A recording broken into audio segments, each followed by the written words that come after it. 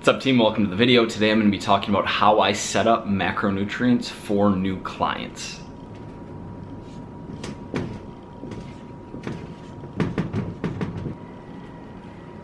Alright, the first thing I do is estimate their total daily energy expenditure, or an estimate of the total number of calories they would have to eat to remain the exact same weight. The absolute best way to estimate total daily energy expenditure is if you know how many calories you're currently eating. Okay, there are tons of equations, there's tons of calculators, probably hundreds online. None of them are even close to as good as someone who is already tracking their intake. So I ask, how many calories are you eating right now? How close, like how accurate is that?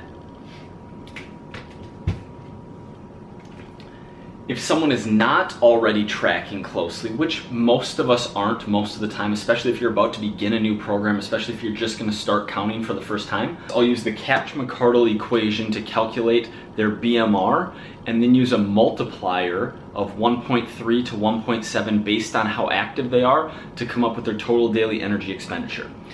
Kapch-McArdle is a calculator of basal metabolic rate, an estimate of someone's basal metabolic rate based on how much lean tissue they have, how much weight minus body fat that person has.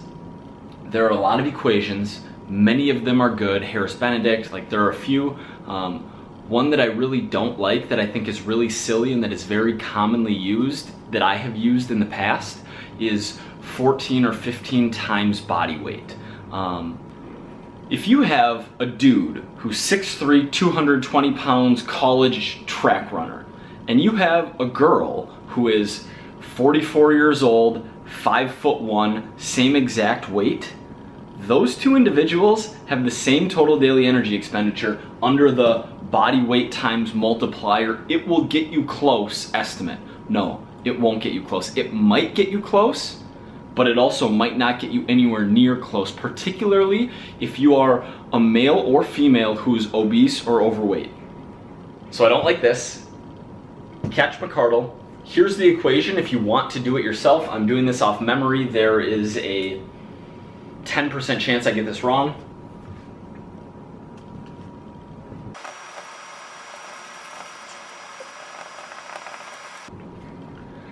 So your BMR equals 340 plus 21.6 times your lean body mass in kilograms. Okay, so to calculate lean mass, take your total weight minus how much body fat you have. Calipers are a good way to estimate body fat percentage. If you use my app, which is available on iOS and Android for free, no advertising, greatest app of all time. It's not the greatest app of all time. It is if you don't need a super comprehensive food database, it is by far the best nutrition app available right now. I'm gonna start pushing it harder. Like, some of the other apps are just shit. I lost my train of thought. Lean mass, so if you use my app, in there is an estimate of body fat percentage based on photos. You can usually get within 3, 4, 5% on your body fat percentage, eyeballing it based on pictures.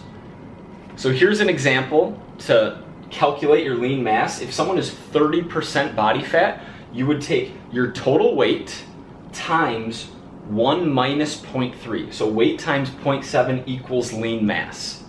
What this gives us is your basal metabolic rate, which is a portion of your metabolism, probably somewhere between 55 and 70% of your total calories burnt in a day. Using 1.25 to 1.7 times your BMR. If you're not active at all, stay on the low side, about 1.25, probably more like 1.3. If you're very active, if you're moving around a lot, if you are a personal trainer in a gym, construction worker, on the high end of that is 1.7. All of this gives you an estimate of your total daily energy expenditure. The next thing I look at is, what is your goal? Are you trying to lose body fat or are you trying to build muscle? I don't recommend recomposition, doing both at the same time. It is possible. It is very tedious. It requires close tracking and progress is very slow. And the thing about very slow progress, it takes a very specific individual who is unaffected by outcomes to stick with something like recomposition. So I included it in my app as an option, which has you in the way I set it up, you're in a total deficit of 5%, you're in a surplus on training days and a deficit on rest days and an overall deficit of 5%. So you're gonna lose a little bit, very little bit of weight over time, but I don't recommend recomposition. Step number 3, I determine the size of your calorie deficit. Now, this step is actually more art than it is science, because you can be in a big deficit or you can be in a small deficit, and the physiological outcomes are going to be different and dependent on which you pick. But whether you should choose a small, moderate, or large deficit depends much more on where you are, what your goals are, and what type of person you are. I'm not going to be able to cover everything about this in this video, but just some examples. If you are very overweight or very obese, I'm generally going to have you in a large deficit because 1, it's going to be easier for you to be in a large deficit than it would be for someone who's leaner to be in a large deficit. 2, that motivation and that weight loss, those big jumps on the scale early on are super important when you have a lot of progress to make. If you have to lose 100 or 125 or 150 pounds, and your coach is like, we're gonna do 1 pound a week, slow and steady wins the race, and you're like, good God, I gotta do this for 28 months? That's like my entire life. Just doesn't make sense. I'll also ask, I'll get a feel for the type of person you are. Are you someone who wants to have 6 or 7 or 8 drinks a week and still go out on the weekends and have a balanced life, and you're okay with hitting your goal within 20 or 24 weeks? Or are you someone who's like, I'm going all in, I want this as fast as possible, I want to get this in 8 or 10 weeks, and I'm okay with sacrificing booze, I'm okay with sacrificing desserts a lot of the time, I'm okay with sacrificing like social norms to get there. So what we're really determining by setting up the size of the deficit is how many calories you're going to be eating. I think this is where throwing an example in makes a lot of sense. All right, here's our example. We got a dude, he's 5'8", 180 pounds, estimated TDEE of 2350. We have him in a moderate deficit, 650 calories a day on average, which is gonna be 500. It's gonna be like 1.2-ish pounds per week of fat loss. Now, obviously, important note. This is an estimate. Okay, so we are going to track progress. We're going to track his scale weight. We're going to track his waist and hip measurements and arm and leg over time. And that is going to give us more information about how many calories he's actually burning, is tracking progress and paying attention to his adherence. Okay, so about 1.2 pounds is the estimate and is the goal, but assessing progress and making adjustments over time is the game. Step 4. Protein. Now this dude was in a calorie deficit. Whether you are in a surplus or deficit does impact protein intake. I'm not gonna super deep dive because I could talk for hours about setting up proteins, carbs, and fats for specific individuals in specific circumstances with specific goals. So I'm gonna keep it a little bit higher level here. I set protein based on lean mass for the person's goal. It really depends on the person. Like, it can be up to 1.5 grams of protein per pound of lean mass. If someone's in a pretty decent sized deficit, they're fairly lean, and they want to retain every last bit of muscle, and they don't care about the lifestyle convenience of having to get a lot of protein each day, then I'm gonna be on the higher end. If I have a vegan woman, so women in general usually don't do as well with higher protein pound for pound as men. They just struggle to get that much in. I get like feedback on upset stomach. I get feedback on I'm so full, I'm nauseous. So in general, women don't do as well on higher protein as men. If you take a vegetarian or a vegan or someone who has limited options for protein sources, I'm not saying you can't get there, but saying you have fewer food sources that are high protein, low calorie to pick from, I'll go as low as 0.5, 0.55, 0.60 grams per pound of lean mass for that individual's protein intake. And I'm sorry, by the way, I know you want like a specific answer, but there just isn't a specific answer. It's kind of like the 14 to 15 times body weight. It's like, okay, that sounds kind of cool until you actually look at it and say, wait a minute, this is different for this person, and this is different for this person, and this is different for this person. I don't want a blanket answer. Maybe someday I'll do a 2-hour video on setting up protein intake for 20 different like prototypes of human beings, but not right now. Step numero 5, dietary fat, the second macronutrient. I'm never gonna go below, never say never, name that documentary.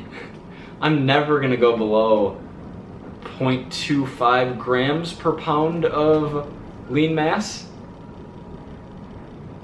Yeah, that's fair to say. Maybe even 0.3 grams, 0.3 to 3.2 on average, 0.25 within a day. I will go higher fat rest days and lower fat, higher carb training days for a couple reasons. One being variety. By having higher fat, lower carb one day and higher carb, lower fat the next day, when you're in a calorie deficit, that expands your food options. You can have avocado and nuts on your rest day while being okay, and then you can have, you know, whatever the other types of foods are, high carb foods on your training day. You can get a wider variety of things in. Another reason I do higher fat rest day is because I like higher carbs on training days for both performance and recovery, for glycogen replenishment after a workout. And to have higher carbs on a training day and keep calories in the same place, we need to have lower fats. But to keep total fats where we want them for the week, we need to have higher fats on the other days to offset the lower fat training days. Carbs, step 6, carbs are a filler. So right now we have calories, we have protein, we have fats. We can fill your carbs in based on your remaining calories. Bonus, number 7, meal timing and frequency. I often make meal timing and meal frequency suggestions for a client or for any of you based on what you prefer, based on your lifestyle, based on the things that are going on, based on how much you love breakfast. I'm okay with you having 1 or 2 meals a day. I'm okay with you having 6, 7, 8 meals a day. I literally want you to get pretty close on your macronutrients for the day consistently and have it be as little a burden as possible. Sometimes I'll do crazy stuff. I have a woman who's losing fat right now. She has higher calorie weekends. She has an extra couple hundred calories because she eats out more on the weekends, because she's with friends on the weekends, because she drinks on the weekends. When she drinks, she likes her light popcorn and like sometimes more than her light popcorn at night. And if she has more calories to play with, there's less chance of going over, there's less chance of, oh, I screwed up and falling off the wagon mindset. But back to my point, picking a meal frequency and meal timing that makes sense. Do you like breakfast or not? Are you a coffee drinker or not? If you are a coffee drinker, caffeine is a good appetite suppressant, so doing some kind of fasting schedule, whether it be 16-8 or just pushing that first meal back further in the day so you can have more calories later at night. I'll link the intermittent fasting video down below. That's an option. All right, guys, super quick recap. Step 1, we're estimating total daily energy expenditure. If you're already tracking calories and have a decent idea, that is by far better than any equation. Otherwise, I like Catch McCardle. Catch McCardle and my philosophies are built into my macro calculator on theregimen.com/macros. Number 2, your goal, are you trying to lose fat? Are you trying to build muscle? Or are you trying to maintain and you want to track? All valid. I don't love recomposition. How big is your calorie deficit based on who you are, how much weight you have to lose in your personality? 4, set protein. 5, set fats. 6, carbs are the filler. 7, pick a meal timing schedule, try it. Guess what? You don't have to marry it. If you pick intermittent fasting, you don't have to skip breakfast for the rest of your life, or even for like 3 years, or even a month.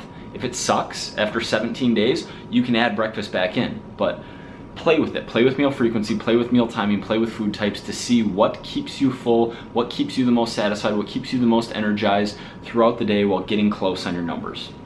That is how I set up intake for clients, or at least what I could articulate of it. I really do think setting up macros is like, there's a lot of art and there's a lot of intuition and there's a lot of me not being that good at verbalizing on the fly some of my thought processes. But I think at a high level, this should be valuable for you in setting up your own intake for your goals.